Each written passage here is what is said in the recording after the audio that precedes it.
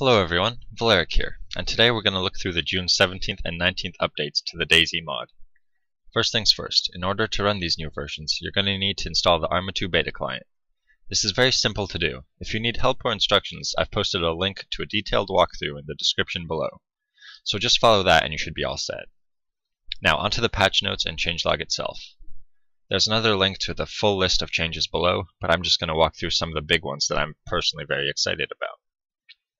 To start with, infected will no longer spawn inside of buildings, and they won't spawn within 30 meters of a player anymore.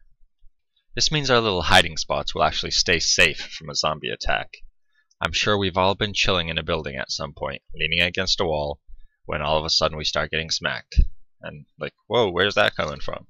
It's not fun, right? Well, say goodbye to that, because infected can no longer attack through walls. This is due to another welcome change with the introduction of line of sight. Infected cannot see through walls or other objects anymore. And guess what that means? It means we can finally line of sight the zombies when we run away from them, and they will actually stop chasing us. No more having to book it out of town to kill zombies every time they see you. You can just turn a corner and hide.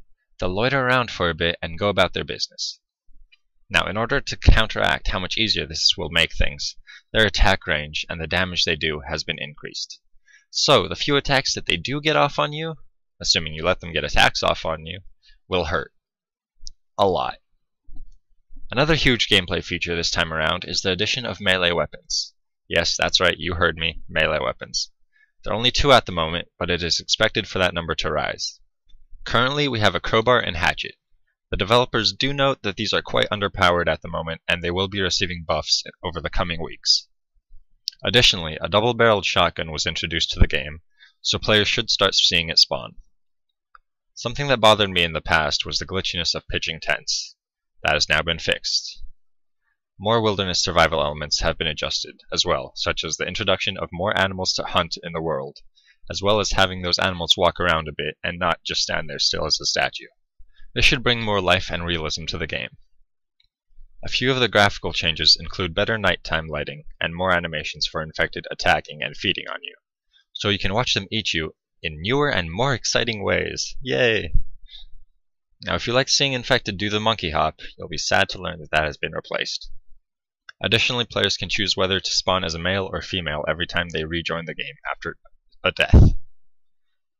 Something else I'm personally very excited about is that every time you see a player in the distance and you put your cursor over them, you can now hear their heartbeat. Now the faster their heart is beating, the less humanity that player that you're pointing at has. So if their heart is racing, that means they've murdered a lot of players in the past, and you should be very careful around them. One final change that may be the most significant of all is that now we will spawn with only a bandage, painkillers, and a torch. That's right, no more gun, no more ammo, no food, no water. Let the true survival games begin. This has been Valeric. Please remember to rate, comment, and subscribe to keep up to date with all the latest DayZ news that you need to know. And be sure to check out the website for even more information. That's www.unfair.co. Until next time.